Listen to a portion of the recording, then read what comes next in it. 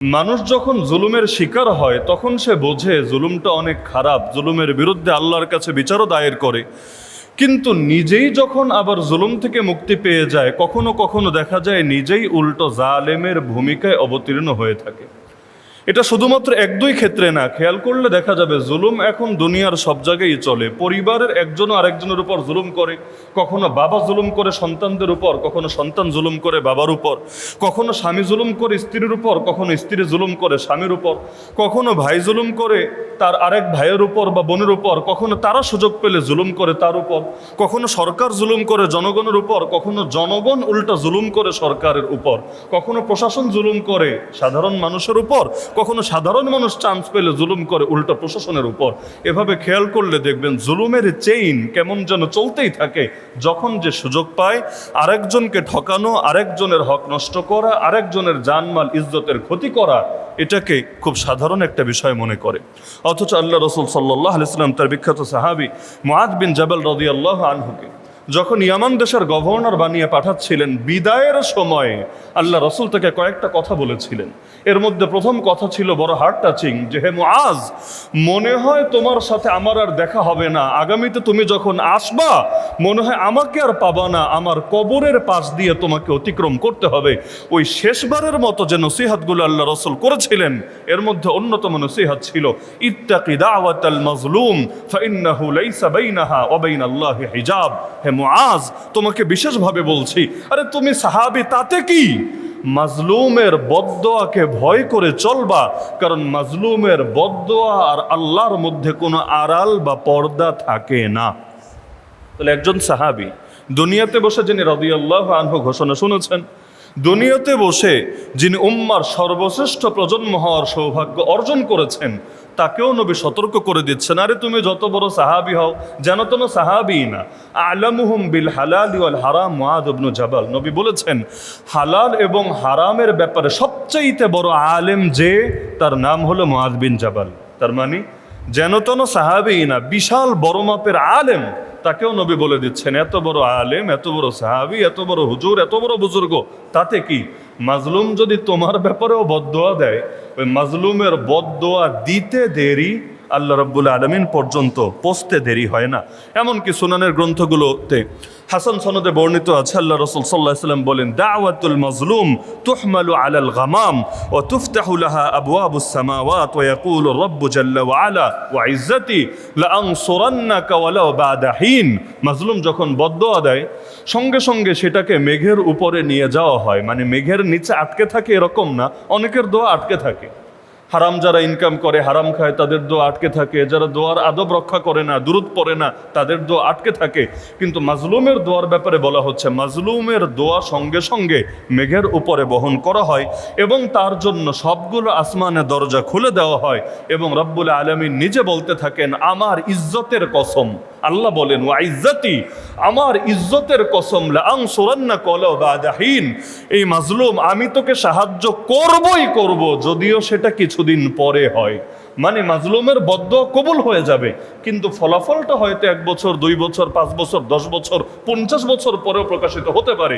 কিন্তু আল্লাহ বলে দেন, আমার ইজ্জতের কসম খেয়ে বলছি, আমি অবশ্যই তোকে সাহায্য করবই করব, যদিও সেটা কিছুদিন পরে হয়ে থাকে। এমনকি মুসনাদে আহমদে হাসান সনদে বর্ণিত আছে, আল্লাহ রসুল সাল্লাল্লাহু আলাইহি ওয়াসাল্লাম বলেন, লা তুরাদ্দু দাওয়াতুল মাজলুম ওয়ালাউ কানা ফাজিরান ফাফুজুরুহু আলা নাফসি।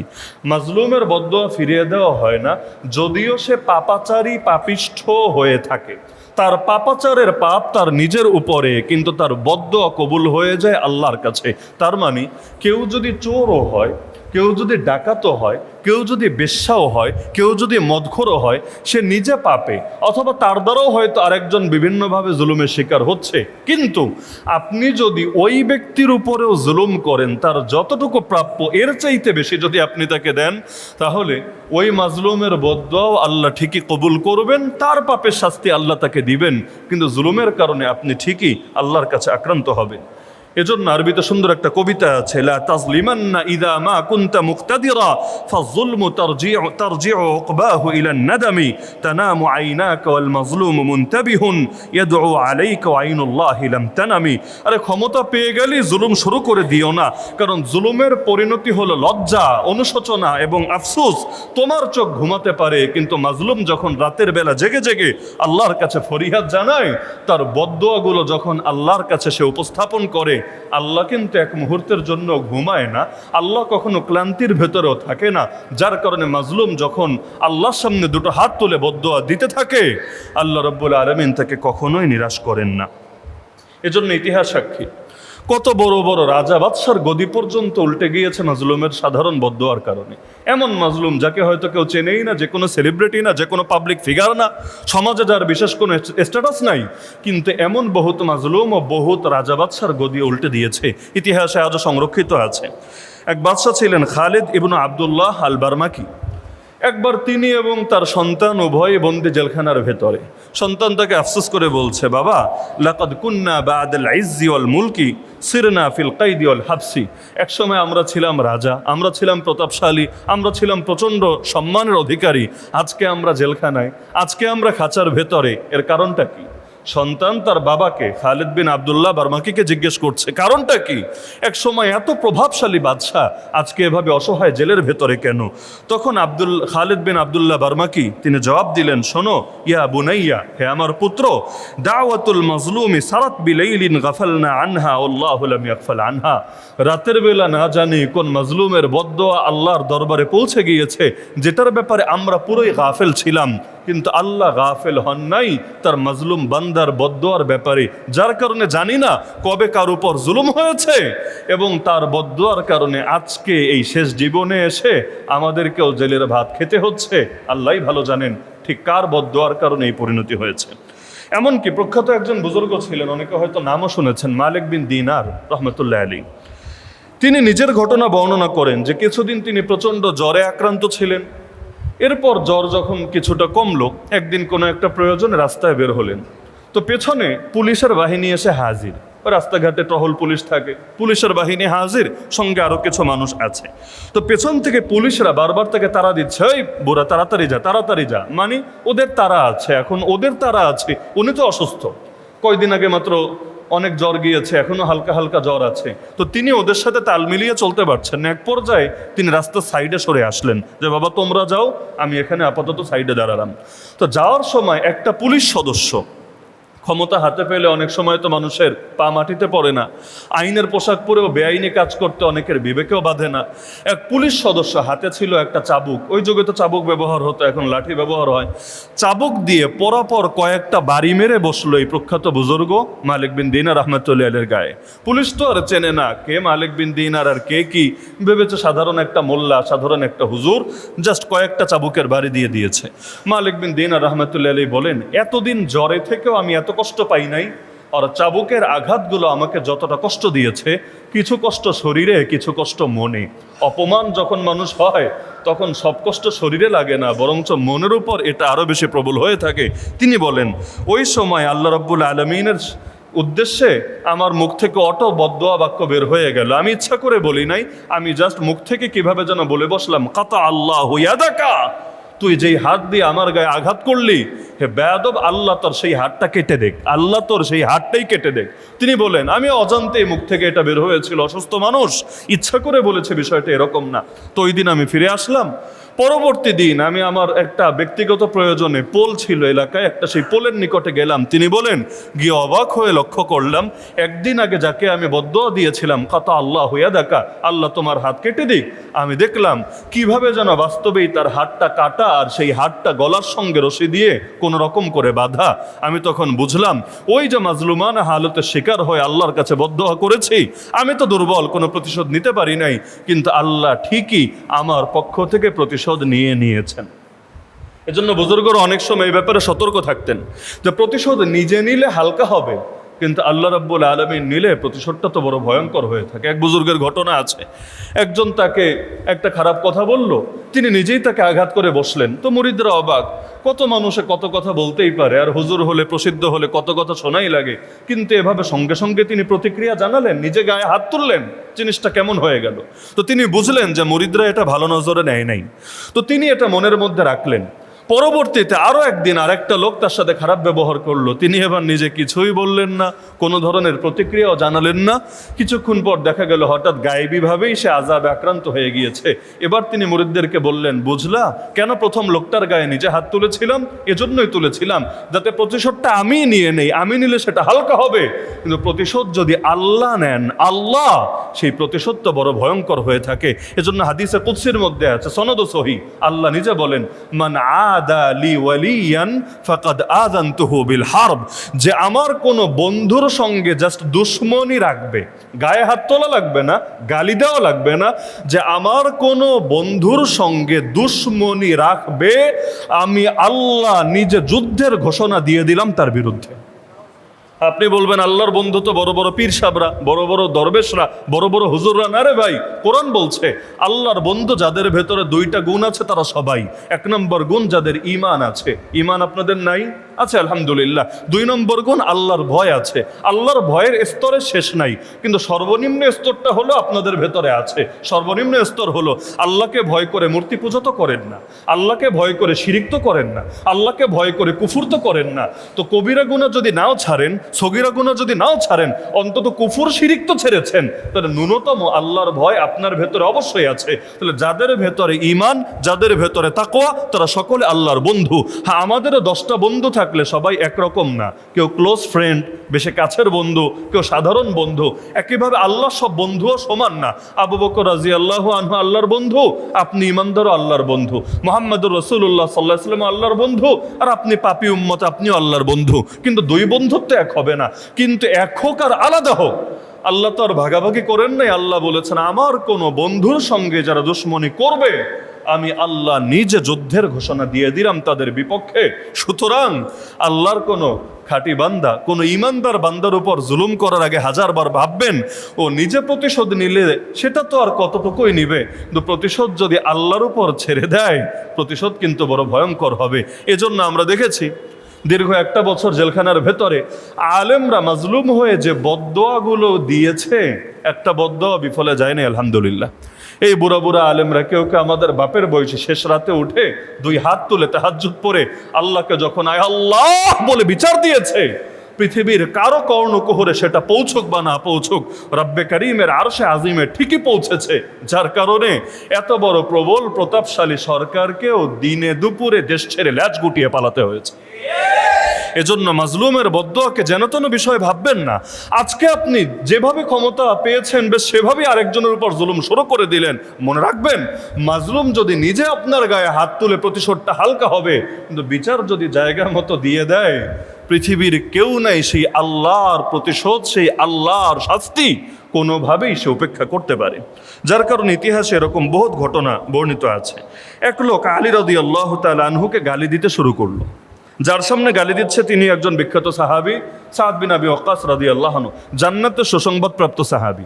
প্রসঙ্গক্রমে একটা কথা বলে রাখি, যারা চীনে যায়, চীনের গুয়াংজুতে অনেকেই দেশে এসে উপস্থাপন করে যে আমি সাদ বিন আবি ওয়াক্কাসের কবর জিয়ারত করে এসেছি।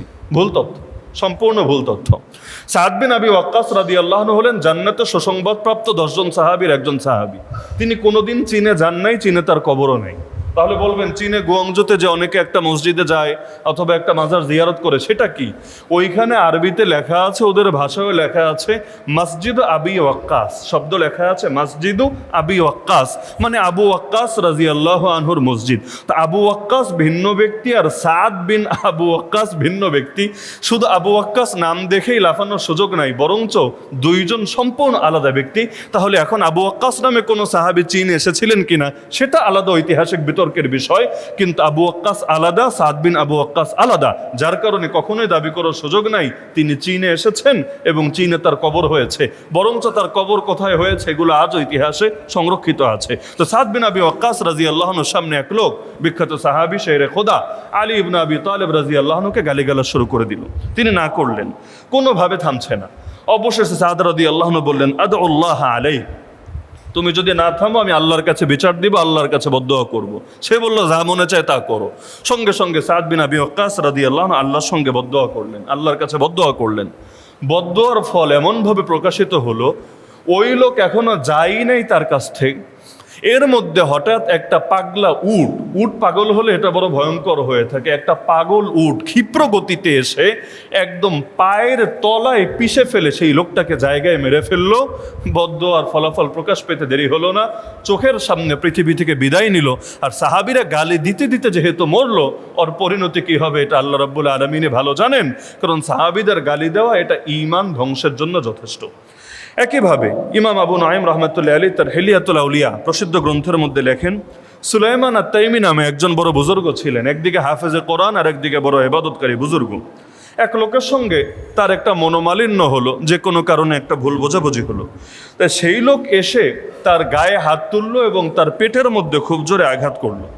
তিনি মনে কষ্ট পেয়ে বদদোয়া দিয়ে বসলেন। ফলাফল সঙ্গে সঙ্গে এমনভাবে প্রকাশিত হলো, হাত দিয়ে আঘাত তো করলো, কিছুক্ষণের মধ্যেই হাতটা অবশ হয়ে গেল, সেই হাত দিয়ে আর তেমন কিছুই করতে পারলো না। হ্যাঁ, ওই যে আগেই বলেছি হাদিসের সূত্র দিয়ে যে মাজলুম যেমনই হোক, এগুলো খালি বুজুর্গ ব্যক্তির মুখ থেকে বের হয়েছে বলেই ফল প্রকাশ পাবে, বিষয়টা এরকম না।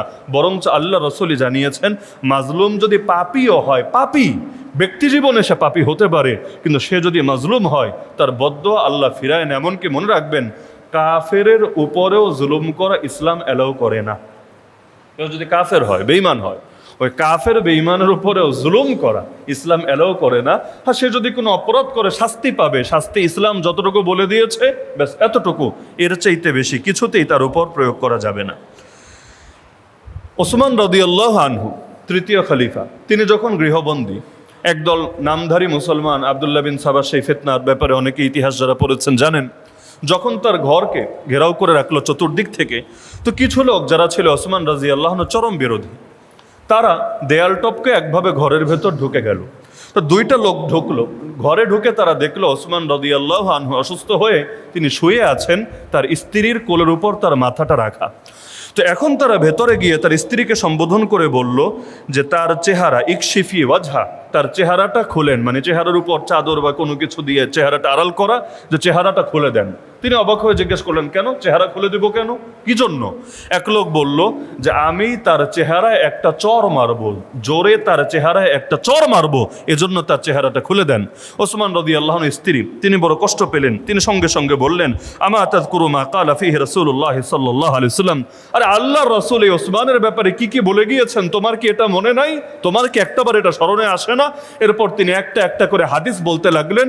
আল্লাহ রাসূল সাল্লাল্লাহু আলাইহি ওয়াসাল্লাম এই ওসমান রাদিয়াল্লাহু আনহু ব্যাপারে জান্নাতের সুসংবাদ থেকে শুরু করে কত ফজিলতের কথা বলে গিয়েছেন। তো এগুলো শুনে সে কিছুটা লজ্জিত হলো, লজ্জিত হয়ে ঘর থেকে বের হয়ে গেল। কিন্তু আরেকটা বেয়াদব যে ছিল, এত কিছু শোনার পরেও তার ভেতরে পাপবোধ জাগলো না, অপরাধবোধ জাগলো না, বরং ঠিকই কাছে এগিয়ে গিয়ে ওসমান রাদিয়াল্লাহু আনহু চেহারা থেকে নিজেই কাপড় সরিয়ে তার চেহারায় সজোরে আঘাত করলো, চর মেরে বসলো। সঙ্গে সঙ্গে ওসমান রাদিয়াল্লাহু আনহুর স্ত্রী তার উপর বদদোয়া দিয়ে বসলো। বদদোয়ার বাক্য ছিল এরকম, মা লাকা ইয়াব্বাসাল্লাহু ইয়াদাকা ওয়া আ'মা বাসারাকা ওয়া লা গাফারা লাকা যামবাকা, আল্লাহ তোমার হাত শুকিয়ে ফেলুক, মানে তোমার হাতটাকে অবশ করে দিক, তোমার চোখের দৃষ্টিশক্তি কেড়ে নিক, অর্থাৎ অন্ধ বানিয়ে দিক, আর আল্লাহ তোমার এই পাপ কোনোদিন মাফ না করুক। জাস্ট তিনটা বাক্য, আল্লাহ তোমার হাত অবশ করে দেখ, তোমার দৃষ্টিশক্তি কেড়ে নেক, অর্থাৎ তোমাকে অন্ধ বানিয়ে দেখ, আর তোর এই পাপ আল্লাহ কোনোদিন মাফ না করুক। এখন সেই লোক বলছে, ফাওয়াল্লাহি মা খারাজতু মিনাল বাবি হাত্তা ইয়াবিসাত ইয়াদি ওয়া আমিয়া বাসারি ওয়া মা আরাল্লাহ আন ইয়াগফিরা লি যামবি। সে বলল, এই সাহাবীর সঙ্গে বেয়াদবি আর তার স্ত্রী যিনিও সাহাবী, তার বদদোয়ার ফল প্রকাশ পেতে দেরি হলো না। আমি জাস্ট দরজা থেকে, গেট থেকে বের হলাম, কিছুক্ষণের মধ্যে আমার হাতও অবশ হয়ে গেল, যেই হাত দিয়ে তাকে আঘাত করেছিলাম। ধীরে ধীরে আমার চোখের দৃষ্টিও হারিয়ে গেল, এবং আমি মনে করছি আল্লাহ হয়তো আমার এই পাপ আসলেই মাফ করবেন না, কারণ তিন বাক্যে বদদোয়া দিয়েছেন, দুইটা যেহেতু নিজের চোখেই দেখলাম, আমার ধারণা আল্লাহ মনে হয় আমার এই পাপ কখনোই মাফ করবেন না। তো পরবর্তীতে দেখা যেত তার সারা জীবন এভাবেই কেটেছে। ওই কাবার পাশে পড়ে থাকতো, কাবা তওয়াফ করতে থাকতো, আর চিৎকার করে সে মানুষকে সতর্ক করতো আর বলতো আল্লাহুম্মা গফিরলি, আল্লাহুম্মা গফিরলি, আল্লাহুম্মা গফিরলি। হে আল্লাহ, চোখ গেছে যাক, হে আল্লাহ হাত গেছে যাক, অন্তত তুমি আমার গুনাহগুলো মাফ করো, আমার বেয়াদবি মাফ করো। ওদিকে ওসমান তো শহীদই হয়ে গিয়েছেন, তার কাছ থেকে তো আর মাফ নেওয়ার সুযোগ নাই, ডাইরেক্ট আল্লাহর কাছে মাফ চাইতে চাইতে এভাবে তার জীবনটা কেটে গেল। এমনকি হুসাইন রাদিয়াল্লাহু আনহু, কারবালার ঘটনা তো কম বেশি সকলেই জানেন। হুসাইন রাদিয়াল্লাহু তাআলা আনহু যখন আঘাতপ্রাপ্ত হলেন, তীরের আঘাত পাওয়ার পরে তিনি একটা লোককে উদ্দেশ্য করে বললেন, কুফাবাসীর একজনকে বললেন যে আমাকে একটু পানি দাও, আমার একটু পিপাসা লাগছে, ইতিনি বিমাইন আশরাবহু, আমার কাছে একটু পানি নিয়ে আসো, আমি পানি পান করব। তো ওই লোক একটু আগে আঘাত তো করলো, এবার পানি তো তাকে দিলই না। তিনি যাতে নিজেও পানির কাছে যেতে না পারেন এজন্য সামনে বাধা হয়ে দাঁড়িয়ে গেল যে খবরদার, তুই নিজেও পানি খেতে পারবি না, আমিও তোরে পানি দেব না।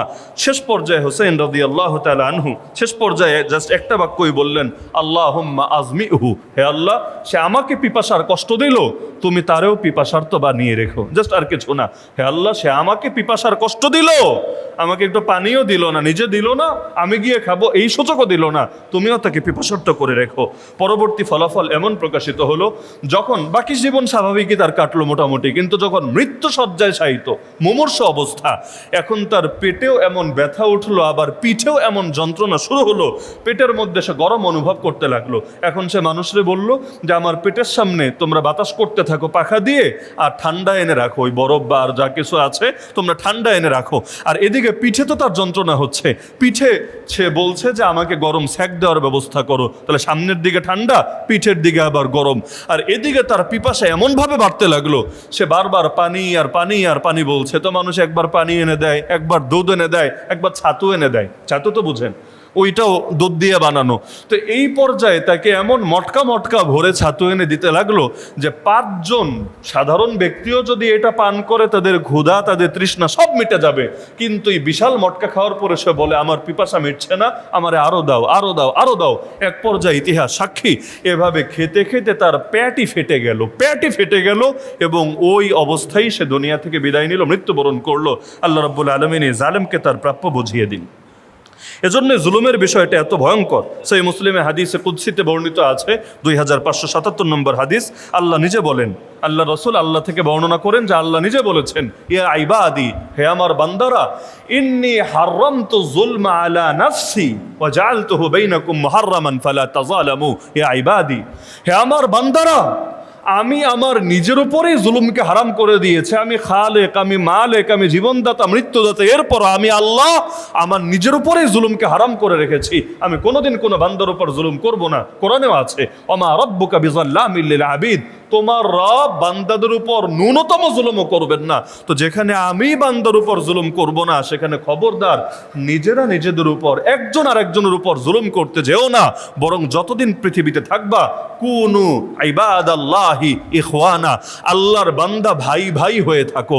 যেই দলই হও, যেই মতই হও, যেই ধারাই হও, যেই দেশেরই হও, যেই মাযহাবেরই হও, যেই সার্কেলেরই হও, কিন্তু আল্লাহর দুনিয়ায় তোমরা আল্লাহর বান্দা এবং ভাই ভাই হয়ে থেকো। এটা নবীর কথাও না, ডাইরেক্ট কার কথা? হাদিসে কুদসি মানেই হলো শব্দগুলো নবীর, কিন্তু কথাটা নবীর না, কথা হলো কার? ওই কোরআনের আয়াত মানে হলো শব্দ আল্লাহর, মর্ম আল্লাহর। আর হাদিসে কুদসি মানে হলো শব্দগুলো নবী বলেছেন নবীর মতো করে, কিন্তু কথাটা নবীর না, বরং কথাটা ডাইরেক্ট আল্লাহর কথা। সেই মুসলিমের মধ্যে বর্ণিত আছে 2577 নম্বর।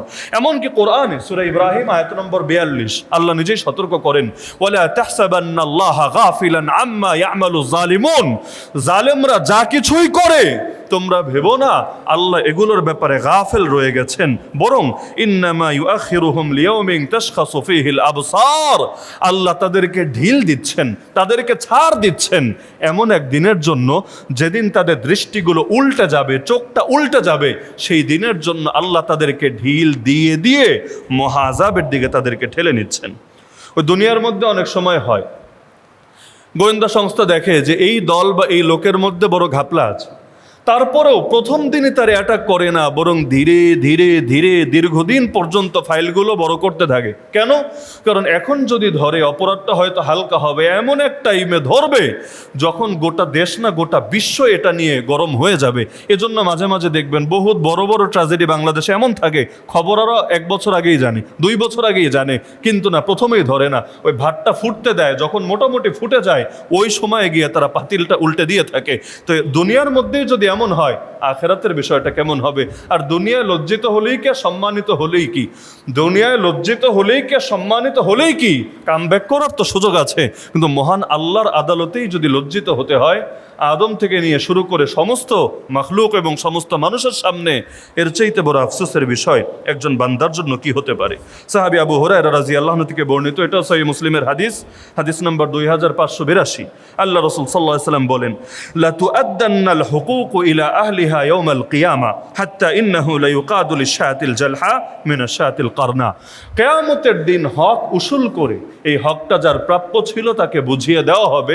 এমনকি নবী বলেন, সেদিন শিংওয়ালা ছাগলের থেকেও হক উসুল করা হবে শিংহীন ছাগলের ব্যাপারে।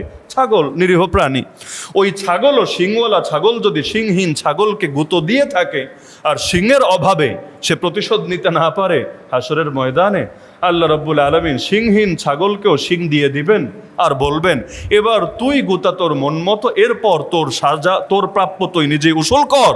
অবশেষে আল্লাহ সবাইকে বলবেন, কুনু তুরাবা, তোমরা মাটি হয়ে যাও। আপনি চিন্তা করেন, একটা ছাগলের ক্ষেত্রেই যদি আমার আল্লাহ এভাবে হক উসুল করে থাকেন, মানুষের ক্ষেত্রে বিষয়টা কেমন হবে? আল্লাহকে কিয়ামতের দিন আবরার ফাহাদকে বলবেন না, আবরার ফাহাদ, তোমাকে যে অন্যায়ভাবে হত্যা করা হলো, তোমাকে যে পিটিয়ে মারা হলো, তুমি প্রতিশোধ নিতে পারো নাই, আজকে হাসরের ময়দানে আমি আল্লাহ তোমার থেকে প্রতিশোধ নিয়ে দিব। তোমাকে ক্ষমতা দিলাম, তুমি এবার এই জালিমদের ব্যাপারে তোমার উপযুক্ত বিচার তুমি নিজের হাতেই উসুল করো। একইভাবে আবু সাঈদ মুগ্ধ থেকে শুরু করে সর্বশেষ যার চোখটাও কেড়ে নেওয়া হয়েছে, যেই শিক্ষার্থীর চোখের আলো পর্যন্ত কেড়ে নেওয়া হয়েছে দুনিয়া সামান্য রাজনৈতিক স্বার্থকে কেন্দ্র করে। আরে দুনিয়ায় কি হবে এত সব রাজনীতি দিয়ে? রাজনীতি তো ছিল মানুষের কল্যাণের জন্য, কিন্তু সেই রাজনীতি যদি কোনো মায়ের বুক খালি করে, সেই রাজনীতি যদি কারো দৃষ্টিশক্তি কেড়ে নিয়ে থাকে, সেই রাজনীতি যদি অন্যায়ভাবে কাউকে জেলের ভাত খায় থাকে, কিয়ামতের দিনে এই রাজনীতি, এই দল, এই নেতা, এই খ্যাতা, এগুলো বাঁচাতে পারবে আল্লাহর আযাব থেকে? কোত্থেকে তার দৃষ্টিশক্তি ফিরিয়ে দিবে? দুনিয়াতে যারা ছবি আঁকে, ছবি, আল্লাহ তাদেরকে বলবে, তোদের আযাব চলবে ততদিন যতদিন এর ভেতরে প্রাণ ফিরিয়ে দিতে না পারবি। একইভাবে আল্লাহ যদি কিয়ামতের দিন বলে যে তোর আযাব চলবে ততদিন যতদিন বান্দাকে তার চোখটা ফিরিয়ে দিতে না পারবি, কে আছে চোখ ফিরিয়ে দিতে পারবে? কে আছে যে বান্দার কোনো ক্ষতি যেটা সে করেছিল সেটা উসুল করে দিতে পারবে? এজন্য মনে রাখবেন, যাকে খুশি করতে গিয়ে আল্লাহকে নারাজ করে ফেলছেন, অন্য বান্দার হক নষ্ট করছেন, সেও কিন্তু দাঁড়াবে না আপনার বিপদে আপনার পাশে। ফিরআউন তার বাহিনীকে আল্লাহর আযাব থেকে বাঁচাতে পারবে না। নমরুদ তার রাজন্য বর্গকে আল্লাহর সাজা থেকে বাঁচাতে পারবে না। আবু জাহাল মক্কার মুশরিকদেরকে আমার আল্লাহর আযাব থেকে রক্ষা করতে পারবে না। সুতরাং দুনিয়ার মানুষকে, দলকে, নেতাকে খুশি করতে গিয়ে আল্লাহকে নারাজ করে ফেলেন না, না হলে গোটা পৃথিবী মিলেও আপনাকে আল্লাহ শাস্তি থেকে রক্ষা করতে পারবে না।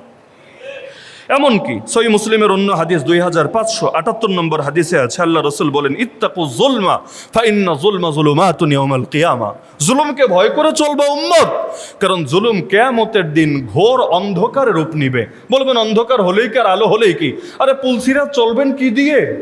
মুনাফিকরা কেন পুলসিরাত পার হতে পারবে না? কাফেরদেরকে কেন পুলসিরাতে ওঠানোই হবে না? মূল কারণই এখানে, পুলসিরাত চলতে চাইলে নূর লাগবে, আলো লাগবে। কোরআন বলছে, ইয়াউমা ইয়াসআ নূরুহুম বাইনা আইদিহিম ওয়া বিআইমানিহিম। ঈমানদারদের সামনে দিয়েও নূর ছুটতে থাকবে, ডান দিক দিয়েও নূর ছুটতে থাকবে। যার ঈমান আমল যত বেশি, তার নূরের পাওয়ার হবে তত বেশি, তার চলার গতিও হবে তত বেশি। অপরদিকে যার নূর থাকবে না, অন্ধকার অন্ধকার, পুলসিরাত চলতে পারবে না, বরং তারা নিজেদের অজান্তেই টুকরা টুকরা হয়ে জাহান্নামে পড়ে যাবে। তা আল্লাহ রাসূল বলে দিচ্ছেন, জুলুম নূর আনবে না, বরং কিয়ামতের দিন ঘোর অন্ধকারের রূপ নেবে। এমনকি আল্লাহ রাসূল বিদায় হজের ভাষণে বলেছেন, যেটা সহিহ বুখারীতে বর্ণিত আছে, 1739 নম্বর হাদিস, আল্লাহ রাসূল সাল্লাল্লাহু আলাইহি ওয়াসাল্লাম বিদায় হজের ভাষণে বলেন, আলা শুনে রাখো উম্মত, ইন্নাল্লাহা হাররামা আলাইকুম দিমাআকুম ওয়া আমওয়ালাকুম। নিশ্চয় আল্লাহ তোমাদের উপরে তোমাদের রক্ত এবং তোমাদের সম্পদকে হারাম করে দিয়েছেন। রক্তপাত করাও হারাম, সম্পদ নষ্ট করাও হারাম, এবং এগুলোকে আল্লাহ এতটাই সম্মানিত বানিয়েছেন। হাদা ফি বালাদিকুম হাদা ফি শাহরিকুম হাদা, আজকের এই দিনটা যেমন সম্মানিত, এই শহরটা যেমন সম্মানিত, এই মাসটা যেমন সম্মানিত, একইভাবে আল্লাহর কাছে একজন ঈমানদারের রক্ত এবং সম্পদও এত বেশি সম্মানিত। তাহলে চিন্তা করেন, পৃথিবীর মধ্যে সবচাইতে দামি জায়গা মক্কা, ওই মক্কায় ওই জিলহজ মাসে ইয়ৌমে আরাফা, সেই কত দামি দিন। ইয়ৌমে আরাফায় আমার আল্লাহ এত পরিমাণ বান্দাকে ক্ষমা করে, বছরের কোনো দিন এত মানুষকে মাফ করে না, কোনো দিন না। এমনকি সারাদিন আল্লাহ নিজে পৃথিবীর নিকটবর্তী আসমানে এসে বান্দাকে ডাকতে থাকে।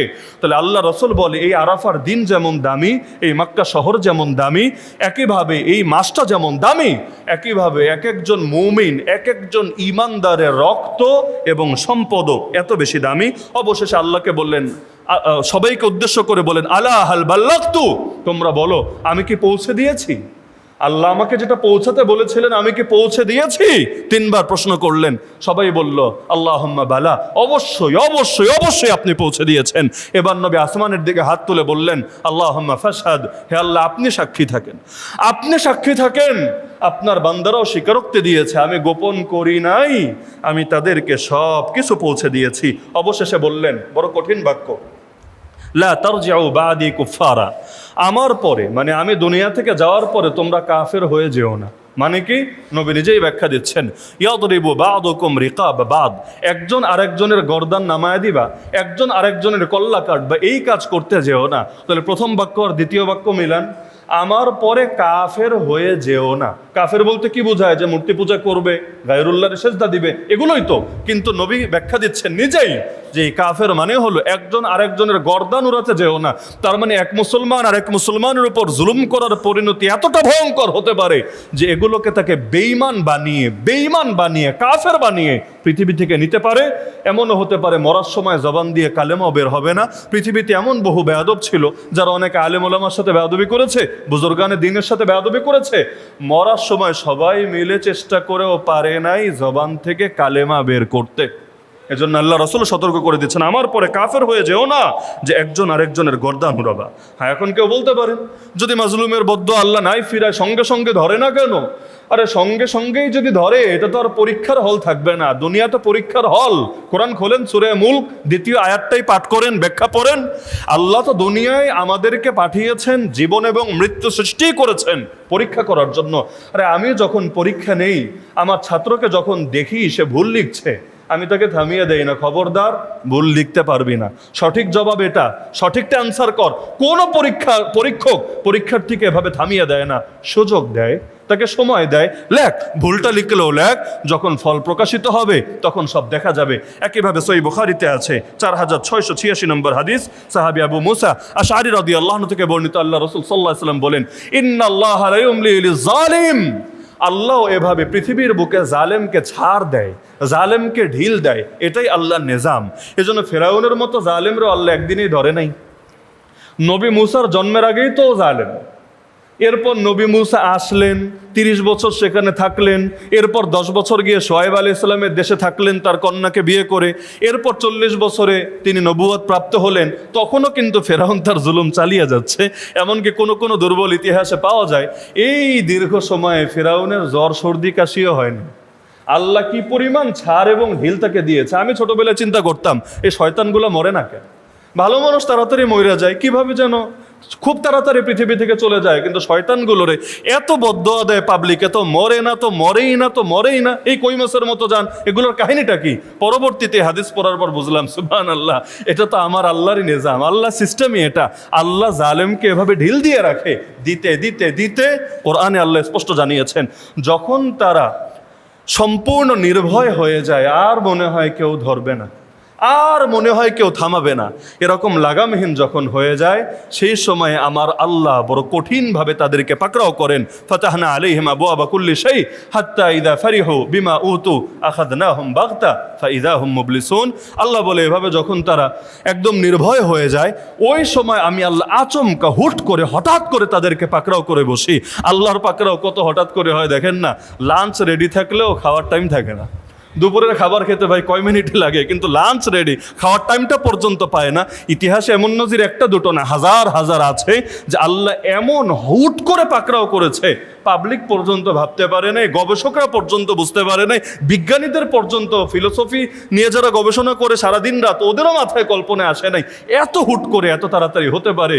কিন্তু আমার আল্লাহ যা চান, কোন জাস্ট বলেন হও, ফায়াকুন, সঙ্গে সঙ্গে হয়ে যায়। পৃথিবীর কেউ সেটাকে ঠেকিয়ে রাখতে পারে না। তা আল্লাহ রসুল বললেন যে আল্লাহ জালেমকে ঢিল দিয়ে রাখেন, এরপর যখন চূড়ান্তভাবে ধরেন তখন আর মোটেও ছাড়েন না।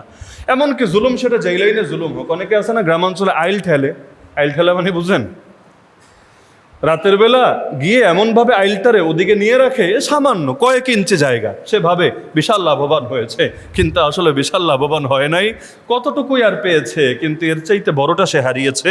সহিহ বুখারী এবং মুসলিম উভয় কিতাবে বর্ণিত আছে, আল্লাহ রাসূল সাল্লাল্লাহু আলাইহি ওয়াসাল্লাম বলেন, আম্মা জান আয়েশা রাদিয়াল্লাহু আনহা থেকে বর্ণিত, মান যালামা কিদা শিবরিন মিনাল আরদ, কেউ যদি 1 বিঘত পরিমাণ জমিও জুলুম করে, অন্যায়ভাবে আরেকজনের থেকে আত্মসাৎ করে, দখল করে, তুওয়িকাহু ফি 70 আরাদিন ইয়াউমাল কিয়ামা, কিয়ামতের দিন 7 তবকা জমিন, 7 স্তরের জমিন তার গলার মধ্যে তাবিজের মতো লটকায় দেওয়া হবে। গলার মধ্যে 10 কেজি লটকায় দেখেন না কি মজা লাগে, 50 কেজি লাগায় দেখেন কেমন ফিল হয়।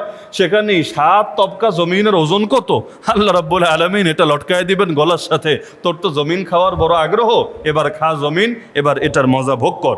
এমনকি সহিহ বুখারীতে আছে, আল্লাহ রাসূল সতর্ক করে দিয়েছেন, মান কানা ইনদাহু লিআখিহি মাজলিমাতুম মিন আরদিহি আও মিন শাই, কারো নিকট যদি অন্য কারো কোনো হক থাকে, জুলুম করে নিয়েছে, সেটা জমিনই হোক অন্য যা কিছুই হোক, নবী বলেন ফালিয়াতাহাল্লাল মিনহু আল ইয়াউম, আজকে অর্থাৎ মরার আগেই সে যেন তার থেকে সেটা সমঝোতা করে নেয়, ক্ষমা চেয়ে নেয়। কেন? কাবলা আল্লাহ ইয়াকুনা দিনার ওয়ালা দিরহাম, এমন একটা দিন আসবে যখন কোনো দিনারও থাকবে না, কোনো দিরহামও থাকবে না, কোনো টাকা পয়সা কিছুই থাকবে না। ওয়া ইন কানা লাহু আমালুন সালিহুন উখিদা মিনহু বিকদরি মাজলিমাতি, নেক আমল যদি কিছু থাকে জুলুম পরিমাণ উসুল করে নেওয়া হবে। ওয়া ইল্লাম ইয়াকুন লাহু হাসানাত, আর নেক আমল যদি না থাকে উখিদা মিন সাইয়্যাতি সাহিবিহি ফাহুমিলা আলাইহি, তাহলে অন্যের গুনাহগুলো নিয়ে তার কাঁধের উপর চাপিয়ে দেওয়া হবে। এজন্য সামান্য জুলুমের ব্যাপারেও সতর্ক থাকবেন। ওই যে অনেকে দেখবেন 1 টাকা 2 টাকার জুলুম করে, বেশি কিছু না, সামান্য জুলুম। রাস্তা দিয়ে হেঁটে যাচ্ছে, ফলওয়ালা ফল বেচছে, আর কেনার নিয়ত নাই, কিন্তু 2টা নিয়ে মুখে দিয়েছে, 2টাই তো, একটাই তো, খেলেই কি আর না খেলেই কি, কি এমন লস হয়েছে? আর আজকাল ব্যবসায়ীরা এগুলো নিয়ে কিছু বলে না, কারণ জানে বইলা লাভ নাই, হুদাই ঝগড়া হবে, অপমানিত হতে হবে, এর চাইতে খেলে খাক, আর যা কিছু আছে নসিবে সেটা তো রিজিকে এমনি আসবে। এই যে একটা ফল খেলেন, জাস্ট একটা আঙ্গুর অথবা একটা সামান্য লটকন, কিয়ামতের দিন ওই একটা যে আপনার থেকে কিভাবে উসুল করা হবে আপনি নিজেও টের পাবেন না। একইভাবে আপনি অফারে বিভিন্ন জিনিস বিক্রি করেন, ফ্লেক্সি লোড 99 টাকা, 29 টাকা, 39 টাকা, তাহলে ভালো কথা, 29 টাকার প্যাকেজ সে নিয়েছে, 1 টাকা ফেরত দেন। ফেরত যদি দিতে না পারেন তাহলে অন্তত তার থেকে ক্ষমা চেয়ে নেন, অথবা তাকে ভিন্ন বিকল্প দেন। 1 টাকার কয়েন না থাকতে পারে, কিন্তু চকলেট বা অন্য কিছু তো দোকানে থাকে, এগুলো দিয়ে তাকে খুশি করে নেন। আর দেওয়ার পরেও সে যদি বলে আমি নেব না, তোমাকে দিয়ে দিলাম, সেটা আপনার স্বাধীনতা, কিন্তু আপনি দিলেনই না, অফারই করলেন না, লজ্জায় সে চাইতেই পারলো না, তাহলে ওই যে 1 টাকা 1 টাকা 1 টাকা করে হাজার মানুষের হক আপনার কাছে জমেছে, ওই দুনিয়াতে এটা দিয়ে তেমন আহামরি কোনো লাভবান হতে পারবেন না, কিন্তু আল্লাহর কাছে এটার জন্য ধরা খাওয়া লাগবে। বিকাশ যারা ব্যবহার করেন, সুদ তো অনেকেই বন্ধ করেন নাই, সুদ এটা ম্যানুয়ালি বন্ধ করতে হয়, আর কিছু না পারলেও অন্তত কাস্টমার কেয়ারে কল করে ওদের থেকে পরামর্শ নিয়ে বন্ধ করতে পারবেন। যদি না করেন, বিকাশে তো মানুষ টাকা ফেলে রাখে না, দেখবেন আপনার 6 মাস পর সুদ এসেছে 8 আনা 4 আনা অথবা 1 টাকা 1.5 টাকা, এটা দিয়ে কিছুই হবে না, কোনো কাজই করতে পারবেন না। কিন্তু এই যে একটু একটু একটু একটু সুদ খেলেন, কিয়ামতের দিন এইটার আযাবও কিন্তু সহ্য করতে পারবেন না। এজন্য আল্লাহর ওয়াস্তে ছোট ছোট বিষয়গুলোতেও সতর্ক থাকবেন। মানুষ যখন হাঁটে, বড় পাথরে সাধারণত আঘাত লাগে না, বিশাল বড় পাথর পড়ে আছে, এইটা চোখে পড়ে, এটাতে মানুষ আছাড় খায় না, আছাড় খায় কোনগুলোয়? ওই ছোট ছোট ছোট ছোট। এজন্য মনে রাখবেন, বড় পাপ তো ভাই অনেক কিছু এমন যেটা আপনি নিজেও করেন। এখানে আমার সামনে যারা আছেন খেয়াল করলে দেখবেন প্রায় প্রত্যেকেই বড় বড় পাপ যেগুলো আছে, অনেকগুলোতে আপনি জড়ান না লজ্জার কারণে, বা এগুলোর প্রতি ঘৃণা আছে আপনার অন্তরে, কিন্তু ওই যে ছোট ছোট পাপ, এই যেগুলোর পাপই মনে করেন না, যেগুলোর থেকে তওবাই করেন না, এগুলোই জমতে জমতে আপনারে আসার খাইয়ে দিতে পারে, এমনকি কিয়ামতের দিন পুলসিরাত থেকে কেটে টুকরা হয়ে জাহান্নামে পড়ে যাওয়ার কারণ হয়ে যেতে পারে। এজন্য আল্লাহ রাসূল বলেন, মান ইকতাতা হাক্কা ইমরিইন মুসলিমিন বিয়ামিনিহি ফাকাদ আওজাবাল্লাহু লাহুন নার, কেউ যদি তার ডান হাত দিয়ে আরেকজন মুসলমানের হক নষ্ট করে, আল্লাহ তার জন্য জাহান্নামকে অপরিহার্য করে দেন, ও হাররামা আলাইহিল জান্নাহ, এবং জান্নাতকে হারাম করে দেন। ফাকাল রাজুলুন ওয়া ইন কানা শাইআন ইয়াসীরা, এক লোক বলল, আচ্ছা বিষয়টা যদি সামান্য হয়, একদম সামান্য, তবুও কি আল্লাহ জাহান্নাম ওয়াজিব করে দিবেন, জান্নাত হারাম করে দিবেন? নবী বললেন, ওয়া ইন কানা কাদিবান মিন আরাক, যদি সেটা পিলু গাছের একটা ডালও হয়, মানে মেসওয়াক বানায় যেই গাছগুলো দিয়ে, ওই আরব দেশ থেকে যে মেসওয়াকগুলো আসে ওইটা যেই গাছ থেকে হয়, ওই একটা গাছের ডালও যদি একজন আরেকজনের অন্যায়ভাবে আত্মসাৎ করে, নবী বলেন তবু আল্লাহ তার জন্য জান্নাত হারাম করে দিবেন, জাহান্নামকে অপরিহার্য করে দিবেন। সহিহ মুসলিম হাদিস নম্বর 1137। এমনকি মুসনাদে আহমদের মধ্যে বর্ণিত আছে, আল্লাহ রসুল আমাদেরকে আশ্রয় চাইতে বলেছেন আল্লাহর কাছে। তার মানে দোয়া যখন করেন এই দোয়াটাও করবেন আল্লাহর কাছে। নবী বলেন, তাআওয়াযু বিল্লাহি মিনাল ফাকরি ওয়াল কিল্লাতি ওয়াল যিল্লাতি ওয়া আন তাজলিমা ওয়া তুজলামা। 5টা কথা, তোমরা আল্লাহর কাছে আশ্রয় চাও। কিসের থেকে? 1 নম্বরে দারিদ্র থেকে, অভাব থেকে, আল্লাহর কাছে অভাব থেকে আশ্রয় চাও। 2 নম্বরে আল্লাহর কাছে পৃথিবীর বুকে স্বল্পতা, সেটা নেয়ামতের স্বল্পতা অথবা যা কিছু হোক, এই স্বল্পতা থেকে আল্লাহর কাছে আশ্রয় চাও। 3 নম্বর অপমান এবং লাঞ্ছনা থেকে আল্লাহর কাছে আশ্রয় চাও, আল্লাহ যাতে লাঞ্ছিত না করে, অপমানিত না করে, দুনিয়াতেও না আখিরাতেও না। 4 নম্বর মানুষের উপর জুলুম করা থেকে, অর্থাৎ জালেম হওয়া থেকে আশ্রয় চাও।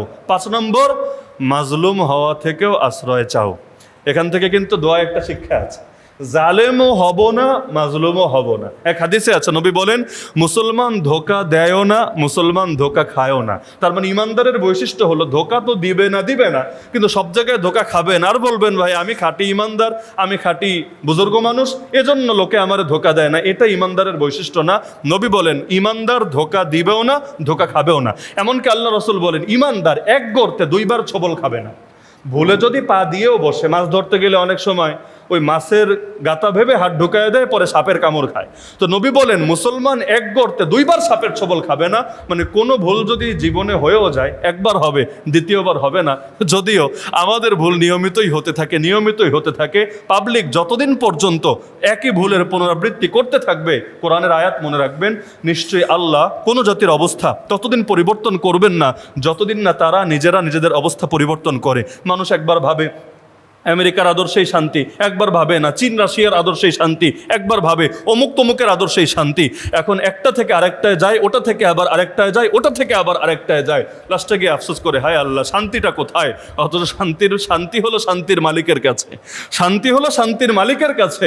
তার দেখানো পথে যদি বান্দা চলতো, একই ভুল বারবার না করতো, তাহলে শুধু আখিরাত না দুনিয়ার বুকেও সে শান্তি পেয়ে যেত। কারণ আল্লাহ দোয়া শিখিয়েছেন, রব্বানা আতিনা ফিদ দুনিয়া হাসানাতাও ওয়া ফিল আখিরাতি হাসানা ওয়াকিনা আযাবান নার। এজন্য প্রখ্যাত ইমাম সুফিয়ান বিন ওয়াইনা রাহমাতুল্লাহি আলাইহি বলেন, আমি জাবুর পড়েছি, ওই জাবুরের প্রথম বাক্যই ছিল, প্রথম বাণী ছিল এটা, আউয়ালু মা কুতিবা ফিজ জাবুর ওয়াইলুন লিজ-জালামা, ধ্বংস হোক জালেমরা, ধ্বংস হোক জালেমরা। তার মানে এই জুলুমের ব্যাপারে আল্লাহ সতর্ক করেছেন, শুধু এক কিতাবে না, অতীতে সমস্ত কিতাবের মধ্যে আল্লাহ রাব্বুল আলামিন সতর্ক করেছেন। এমনকি আল্লাহ রসুল অন্য হাদিসের মধ্যে বলেন যে ইত্তাকি দাওয়াতাল মাজলুম ফাইন্নাহা তাসআদু ইলা সামা কাআন্নাহা শিরার। মুস্তাদরাকে হাকিমের হাদিস, মাজলুমের বদদোয়াকে ভয় করবা, কারণ মাজলুমের বদদোয়া আসমানে যায় এমনভাবে স্ফুলিঙ্গ, ওই যে আকাশে যখন অগ্নিস্ফুলিঙ্গ হয়, এটা যেভাবে স্পিডের সঙ্গে হয়, একইভাবে মাজলুমের বদদোয়া এভাবে স্পিডের সঙ্গে আল্লাহর কাছে পৌঁছে যায়। এজন্য ইমাম ইয়াজিদ বিন হাতেম বলেন, আমি কোনো জিনিসকে এত ভয় পাই না যতটা ভয় পাই আমার দ্বারা কোনো মানুষ মাজলুম হওয়াকে। মা হিবতু মিন শাইইন কাত্তু হাইবাতি মিন রাজুলিন যালামতুহু। কেন? তিনি বলেন, যেই লোকটার ব্যাপারে আমি জানি যে আল্লাহ ছাড়া তার কোনো সাহায্যকারী নাই, যার সাহায্যকারী দুনিয়াতে আছে তার নিয়েও আমার ভয় কম, কিন্তু আ'লামু আন্নাহু লা নাসিরা লাহু ইল্লাল্লাহ, যার ব্যাপারে আমি জানি যে তার সাহায্যকারী একমাত্র আল্লাহ, এবং আমি তার উপর জুলুম করলে আল্লাহ নিজে প্রতিশোধ নেবেন। তিনি বলেন, এই জিনিসটাকে, এই পাপটাকে আমি এত বেশি ভয় পাই যত বেশি ভয় আমি পৃথিবীর কোনো কিছুকেই পাই না। এমনকি আল্লাহ রসুল সাল্লাল্লাহু আলাইহি ওয়াসাল্লাম বলেন, ওই যে যেই কথাটা আমি শুরুতে বলেছিলাম যে কিছু পাপের সাজা আল্লাহ দুনিয়াতেই দিয়ে দেন, এটা হাদিস দ্বারাও প্রমাণিত। আল্লাহ রসুল বলেন, মা মিন যামবিন أجدر من أن يعجل الله العقوبة لصاحبه في الدنيا مع ما يدخره له في الآخرة من البغي وقطيعة الرحم আল্লাহ রাব্বুল আলামিন কিছু পাপ এমন যার সাজা আখিরাতে যা দিবেন পাশাপাশি দুনিয়াতেও দিয়ে দেন। এই হাদিসের মধ্যে নবী দুইটা মেনশন করেছেন, এক নম্বরে জুলুম, দুই নম্বরে আত্মীয়তার সম্পর্ক ছিন্ন করা। এজন্য আমি সবাইকে বিশেষভাবে পরামর্শ দেব, যত হাজার মুসল্লি থাকেন না কেন সবাইকে বলবো আজকেই নিজের বিবেককে নিজে জিজ্ঞেস করেন, কোন আত্মীয়র সাথে আপনার সম্পর্ক নষ্ট নাই তো? যদি বিবেক বলে নাই, আলহামদুলিল্লাহ। যদি বলে আছে, সতর্ক হয়ে যান। আত্মীয়তা সম্পর্ক যদি নষ্ট করেন আপনার আয়ু কমে যাবে, এক হাদিসের ভেতরে আছে। এবং আল্লাহ রাব্বুল আলামিন পৃথিবীর বুকে আপনাকে বিভিন্ন বিপদে আক্রান্ত করবে, যেটা এই হাদিসে স্পষ্ট বর্ণিত আছে। পাশাপাশি জুলুম, সেটা জানের উপর জুলুম হোক, মালের উপর জুলুম হোক, ইজ্জতের উপর জুলুম হোক, সতর্ক হয়ে যান। না হলে আল্লাহ রাব্বুল আলামিন দুনিয়ার বুকে এর জন্য পাকড়াও করবে। জাস্ট বর্ণনা থেকে দুইটা ঘটনা শুনিয়ে আমরা আজকের আলোচনা ইতি টানবো ইনশাআল্লাহ। প্রথম ঘটনাটা ইমাম বুখারী রাহমাতুল্লাহি আলাইহি তার কিতাবের মধ্যে এনেছেন। ওমর রাদিয়াল্লাহু যুগের কথা। এক লোক ওমর রাদিয়াল্লাহুর কাছে লোক মারফত খবর পাঠালো, চিঠি লিখে পাঠালো, যেই খবরের মূল ভাষ্য হলো আন্না ওয়ালিকা ফিল ইরাক লা ইয়াদিলু। আপনি ইরাকে যাকে গভর্নর বানিয়ে পাঠিয়েছেন সেই সাহাবী একজন জালেম, মানুষের উপর ইনসাফ করে না, মিথ্যা কথা। কিন্তু ওই যে অনেক সময় একজন আরেকজনের বিরুদ্ধে লাগায় না, ক্ষমতাধরদের কাছে গিয়ে কান ভারী করে, আরে ওই রকম ওই রকম ওই রকম। উদ্দেশ্য হলো দুনিয়ার মধ্যে কোনো ধান্দা হাসিল করবে। মিথ্যা মামলা দিয়েও তো দেশ ভরে গিয়েছে, কেন? মিথ্যাভাবে নিজের কোনো মাকসাদ সে হাসিল করবে। একইভাবে ওমরের কাছে চিঠি লিখে পাঠালো, আর জানে ওমর যদি কোনো অভিযোগ শোনে অবশ্যই কঠোর হবে, তাতে যত বড় নেতা হোক আর যত বড় প্রশাসনিক কর্মকর্তা হোক। তো লিখে পাঠালো, ইরাকে আপনার গভর্নর জুলুম করে না। তো ওমর শুনেই সঙ্গে সঙ্গে উত্তেজিত হয়ে গেল। আবার ওমর ইতিপূর্বে সেই সাদ রাদিয়াল্লাহুকে যখন ইরাকে পাঠিয়েছিলেন তাকে নসিহত করেছিলেন, আত্তাকওয়া আত্তাকওয়া, সবসময় আল্লাহকে ভয় করে চলবা, আল্লাহর বিধান মেনে চলবা। তো তিনি উত্তেজিত হয়ে গেলেন। তিনি এবার লোক মারফত খবর পাঠালেন এবং তিনি এমন একজন লোককে দায়িত্ব দিলেন যে তুমি ইরাকে গিয়ে প্রতিটা মসজিদে মসজিদে যাবা, গিয়ে সাধারণ মানুষকে জিজ্ঞেস করবা আসলেই সাদ ভালো না আসলেই সাদ খারাপ। এবং সাদ বিন আবি ওয়াক্কাস, তিনি যে আল্লাহ রসুলের মামা, তোমরা এটার কোনো পরোয়া করবা না, সে যে হোক আর যেভাবেই হোক, কিন্তু তোমরা একদম বিস্তারিতভাবে এটা তদন্ত করবা, নিরপেক্ষ তদন্ত করবা। তো এখন তারা গিয়ে গিয়ে প্রত্যেক মসজিদে খবর নিচ্ছে, যারা জিজ্ঞেস করে সেই ভালো বলে। একটা লোকও তার ব্যাপারে কোনো খারাপ মন্তব্য করে নাই। অবশেষে একজন লোক, যে মূলত চিঠি পাঠিয়েছিল ওই দলের লোক, যাকে সবাই আবু সাদ নামে চিনত, সে আবু সাদ, সে এবার ওই লোকটাকে বলল, তদন্তে যে গিয়েছে, যে আসলে বলতাম না, যেহেতু তদন্ত করতে এসেছো জিজ্ঞাসা করেই বসেছো, এজন্য সত্যটা বলেই ফেলি। ওই ওমর যারা গভর্নর বানিয়েছে সেই সাহাবী সাদ, তার বৈশিষ্ট্য হলো লা ইয়াসিরু বিসারিয়া, যুদ্ধে যায় না, জিহাদে যায় না। ওয়ালা ইয়াকসিমু বিসাওয়িয়া, যখন কোনো কিছু ভাগ করে বন্টন করে সমতার সাথে করে না, বৈষম্য করে। আর 3 নম্বর ওয়ালা ইয়াদিলু বিল কাযিয়া, যখন বিচার করে বিচারের মধ্যে ইনসাফ করে না। 3টা অভিযোগ দিল। 1 নম্বরে জিহাদের কাফেলা পরিচালনা করে না, 2 নম্বরে সমতার সঙ্গে বন্টন করে না, আর 3 নম্বর হলো সে বিচার যখন করে বিচারের মধ্যে ইনসাফ রক্ষা করে না। আর 4 নম্বর ওয়ালা ইয়াশহাদুস সালাহ, নামাজে আসে না, তারে আমরা নামাজ টামাজ পড়তে দেখি না। ব্যাস এই 4টা অভিযোগ তার ব্যাপারে উত্থাপন করলো। যখন সাদ বিন আবি ওয়াক্কাস রাদিয়াল্লাহু আনহু এই কথাগুলো শুনলেন, এত বেশি কষ্ট পেলেন, বিশেষ করে নামাজের অভিযোগটা নিয়ে। কারণ নামাজ নাই, জিহাদ নাই, বিচারের মধ্যে ইনসাফ নাই, আর বন্টনের মধ্যে সমতা নাই, তো আছেটা কি? তারা আছেটা কি? তিনি বড় কষ্ট পেলেন। কষ্ট পেয়ে আল্লাহর কাছে বললেন, আল্লাহুম্মা ইন কানা আবদুকা হাযা কাযিবা ওয়া কামা রিয়াআন ওয়া সুমআ আল্লাহুম্মা ফাআতিল উমরা ওয়া ফাকরা ওয়া আররিদহু লিল ফিতান।